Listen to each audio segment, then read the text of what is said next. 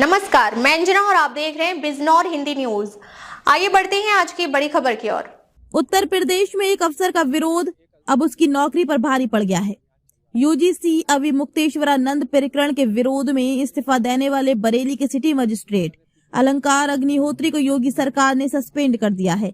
Suspension period में उन्हें DM Shamli कार्यालय से अटैच किया गया है, जबकि पूरे मामले की जांच बरेली मंडल आयुक्त को सौंपी गई है। लेकिन कहानी यहीं खत्म नहीं होती। बीती रात अलंकार अग्निहोत्री ने जो कहा, उसने सिस्टम पर गंभीर सवाल खड़े कर दिए हैं। अग्निहोत्री का आरोप है, डीएम ने वार्ता के लिए बुलाया था, मुझे 45 मिनट तक बंधक बनाकर रखा गया। लखनऊ से फोन आया और कहा गया साला पंडित पागल हो गया है। सवाल ये है, क्या एक संवैधानिक पद पर बैठा अधिकारी अपनी बात भी नहीं रख सकता? विरोध करना अब अपराध बन चुका है। और क्या सच बोलने की सजा सस्पेंशन है? ये सिर्फ एक अफसर का मामला नहीं, ये अभिव्यक्ति की आजादी, ये प्रशासनिक स्वतंत्रता और ये लोकतंत्र की सेहत से जुड़ा सवाल है। बिजनौर हिंदी न्यूज पूछता है, सत्ता सवालों से डर रही है या सच से? उनकी चोटी घसीट के, आपने वीडियो देखे होंगे किस तरीके से घसीट घसीट के जमीन पर उनको पीटा गया। चोटी और जो ये शिखा है, ये ब्राह्मण समाज का जो सांस्कृतिक प्रतीक है, उनकी आस्था का प्रतीक है। क्या आप ऐसा किसी अन्य धर्म या जाति के साथ आप कर सकते हैं? उनकी जो मान मर्यादा का हनन किया जाए।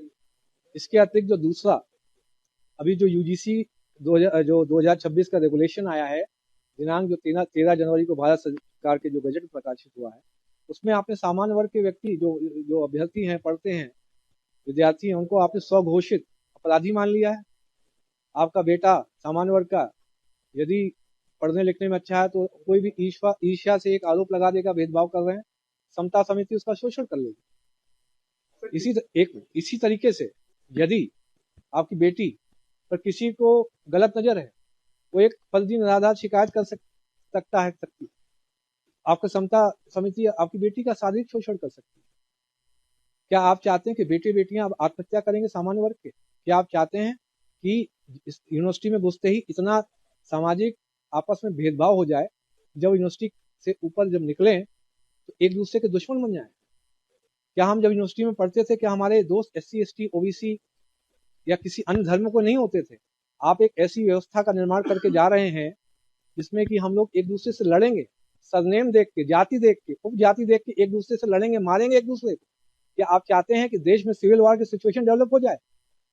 आपसे जो दोनों इश्यू में अगर देखेंगे, सामान्य वर्ग इस समय बहुत ही खफा है, आपसे एक तरीके मानसिक रूप से अलग हो चुका है। देखा जाए तो केंद्र सरकार और राज्य सरकार दोनों अब अल्पमत में आ चुकी है। सामान्य वर्ग बिल्कुल अलग हो चुका है। आज अगर चुनाव हो जाए